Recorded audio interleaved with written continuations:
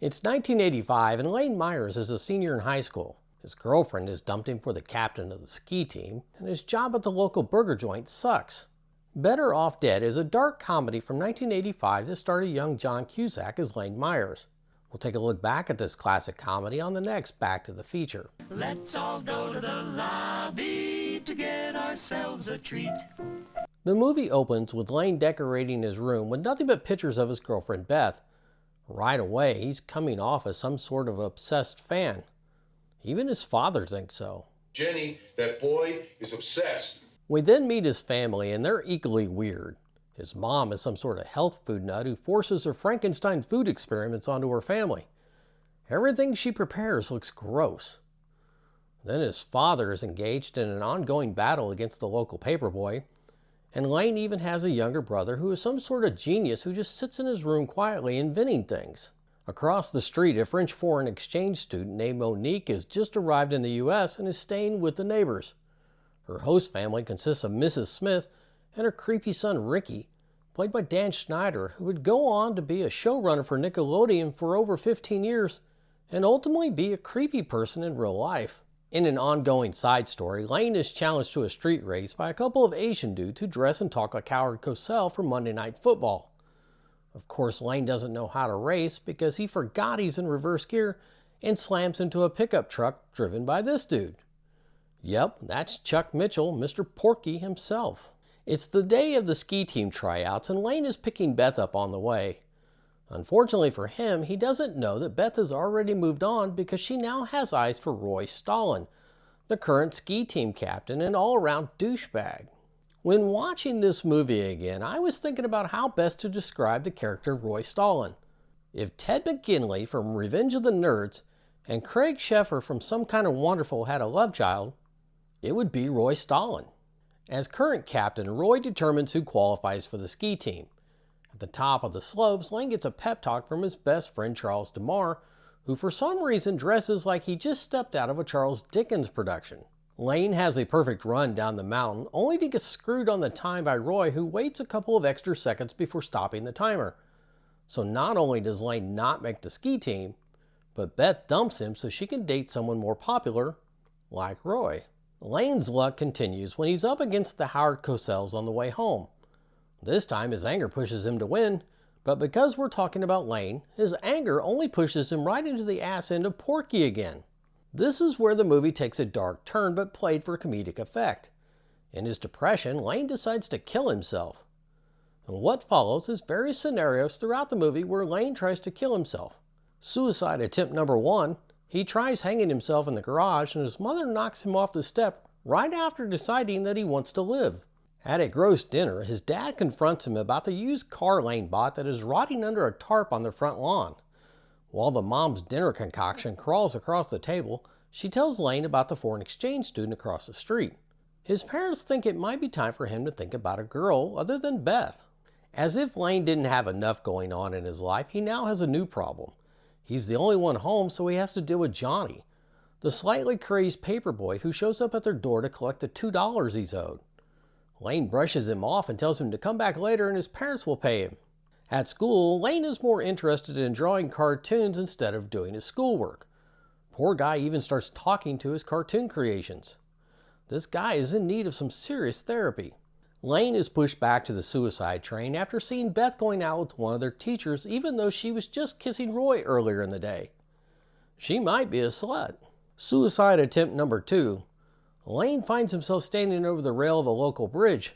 He's feeling sorry for himself when Charles shows up to talk him down. Charles tells him that he'll help him ski the K-12, which should win back Beth. As Charles rides away, he smacks Lane on the back, knocking him off the bridge into the traffic below. Once again, his suicide attempt is foiled as he lands in the back of a full trash dumpster. This led to one of my favorite lines from the movie. Man, now that's a real shame when folks be throwing away a perfectly good white boy like that. Up on top of the K-12, Lane prepares his attempt to ski down the mountain while Charles contemplates the street value of the snow he's snorting like cocaine. Charles gives Lane the most valuable advice ever. Go that way, really fast. If something gets in your way, turn. He finally takes off down the slope, but ends up crashing out pretty quickly. Skipping ahead to Christmas, we see that both Lane and Monique are having a less than stellar holiday. Lane gets frozen dinners as a gift, and Monique gets a special gift from Ricky. On to suicide attempt number 3. Lane sits in the car parked in the garage, sucking in the exhaust fumes. When he passes out, he knocks the car into gear, causing it to crash through his dad's brand new garage doors. At the New Year's Eve dance, Lane and Charles go stag while E.G. Daily performs the title song Better Off Dead. Remember her? They get harassed by Roy, who's there with Beth. Okay, did anyone ever catch the guy in the Freddy Krueger sweater standing next to Amanda Wyss? Also attending is Ricky, who has brought along his his date, Monique. Ricky just wants to bust a move on the dance floor, and poor Monique gets flung around like a hostage ragdoll. She is able to make her escape as Ricky basks in the disco ball limelight. As she's leaving, she runs into Lane as he makes an early exit as well. He recognizes her from across the street and they make formal introductions. Unfortunately, this meet-cute moment is ruined by the arrival of the Rickster. Remember little Johnny the paperboy? Well, he's back. In true Terminator fashion, he's stalking Lane for his $2, and this time he's brought some help. Lane learns that if you stiff one paperboy, you stiff them all. It's a union thing. Lane gets a job at the local Pig Burgers, which is ran by the dude from Porky's that Lane crashed into twice. The tagline for the burger joint is, "Everybody wants some." Lane's mind goes completely off the rails to the point where he sees himself as Dr. Frankenstein in his lab. Instead of a creature, he's making a giant hamburger. A familiar tune starts playing in the background, and after exposing his hamburger creation to lightning, he uncovers it to reveal a claymation hamburger coming to life. Somehow, the lightning also added lettuce and tomato to the burger. As he exclaims it's alive, the hamburger jumps to life and starts throwing down on guitar while Everybody Wants Some from the 1980 Van Halen album Women and Children First plays. This was a great interlude in the movie because Van Halen was extremely popular in the 80s. I'm not sure where the girl hamburger came from. The boss man walks in on Lane and finds the kitchen area completely trashed and all the hamburgers on the grill burned to a crisp. He's tossed out of the kitchen and fired on the spot. And to make matters worse, Roy and Beth are in a booth and see the whole thing. Suicide attempt number 4 is up next, and Lane is planning on setting himself on fire. Before he can get to it, he's dragged into a family dinner that includes the Smiths from across the street. That's right, Big Ricky, his mother, and Miss Monique are sitting at his dining room table. In honor of their guest Monique, Lane's mom serves a bunch of French-named foods. Lane pours some of his suicide liquid into a glass and Ricky's mom drinks it by mistake. Lane realizes it just as she's getting ready to light her cigarette. Too late. Gee, I'm real sorry your mom blew up, Ricky. While on their way to school, Lane, Ricky, and Monique are stopped at a light when the Howard Cosells pull up. The light turns green and Monique floors it for Lane.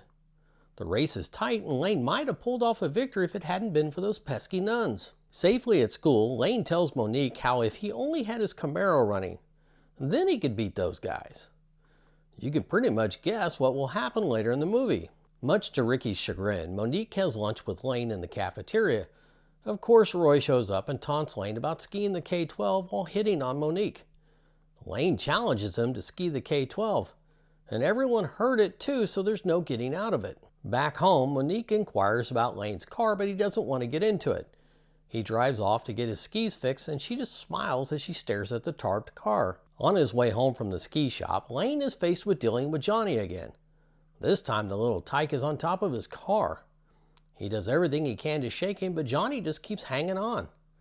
Lane finally goes through a car wash, which seems to do the trick because Johnny yells out that he can't swim. Lane gets home that night to find Monique outside throwing lemons at the street sign. She's pissed off and he quickly finds out that she does speak English as she vents about having to live with Ricky and his mom. She explains that Ricky is always trying to put his tentacles, all over her. They share a bonding moment and he promises not to give away her language secret. It's at this moment that Lane has decided that he no longer wishes to kill himself. So there's that. Lane comes outside the next morning to find a pair of legs sticking out from underneath his car and tools laying all over the place. Upon further inspection, he finds the legs belong to Monique. It turns out speaking English isn't her only secret. She's also a gearhead. Then we get a little montage of them working on the car together. They get the car all fixed up and out on the street. She thinks if he gets a small taste of success, then he'll be able to beat Roy the next day on the K-12. This time, they're the ones who pull up on the Howard Cosells, and it's not even close as Lane leaves them sitting at the light. To celebrate, Lane takes Monique out to the finest dining experience he can afford. That's right, candlelight at Pig's Burgers. No burgers on the menu this time though, no Van Halen either. Just the frozen dinners he got for Christmas and a little saxophone serenade by Lane. The next day, Lane and Monique are on top of the K-12. She gives him some advice on how to proceed. What you do is go that way, really fast. If something gets in your way, turn. She then proceeds to go down the mountain first, and if you look closely, you can tell that it's a dude in a bad wig doing the skiing. Lane takes his turn, but once again crashes out and ends up face down in the snow. Then we get a montage of our stunt skiers making it look easy going down the slopes. Charles shows up to let Lane know that everybody and their brother is there to watch him ski against Roy. As he leaves, he runs over Lane's ski break in the toe binding. Now, to be honest, I didn't know what it was called. I had to Google it. As he tries to fix his ski, Johnny appears on the slope. He's probably pissed about the car wash because now he's put his bike on skis so he can go after Lane in the snow. Lane hauls ass on one ski with Johnny in hot pursuit. And at the top of the K-12, Roy thinks that Lane is chickened out. The crowd has gathered at the bottom and Lane shows up next to Roy just as he's about to start his run. Lane goes first and then Roy shortly behind him. Falling in a close third is Johnny. They're flying down the slope and Johnny is right on their tail demanding his $2. Johnny gets too close and Roy swings his ski pole at him, causing him to veer off course and off a cliff. He's survived the fall thanks to the heavy snow and is still inquiring about his $2. Lane and Roy are still racing down the hill with Lane managing to keep the lead while on one ski. Lane is the first across the finish line and the crowd goes nuts. Poor Roy, not only did he lose, but his girlfriend Beth is over congratulating Lane. Monique stands off to the side and watches as Beth kisses Lane. Then Ricky and his mom show up to literally drag her away. Lane sees her being dragged away and goes after her. To fight for her honor, Lane must fight Ricky using ski poles like true swashbucklers of yore. Of course, Lane wins his battle of champions. All he had to do was make Ricky fall down, and then he scoops up Monique like a caveman. Then it's off to the Camaro, and such a sweet ride too. They drive off and end up at Dodger Stadium, which Monique had been longing to go see ever since she came to America. With no explanation of how he pulled it off, Lane is making out with Monique while sitting on the hood of his car that is parked right behind home plate. You know, because that kind of shit happens in real life. I loved this movie back in the day. Despite the serious dark issues like teenage obsession, stalking, and suicide, everything was played for comic relief. John Cusack was at the beginning of his career, and you can't beat Curtis Armstrong playing the best friend. This movie has several lines that I still quote today. I want my $2. The line about throwing away a perfectly good white boy, and I quote, I can't swim anytime I'm out in the rain. Where does this movie rank among other John Cusack movies? Your top 5? Top 10? Let me know in the comments below. If you enjoyed this trip down memory lane, please hit the like and subscribe buttons below to help grow this channel. I appreciate you taking time out of your day and hope you will come back for the next Back to the Feature. Let's all go to the lobby to get ourselves a treat.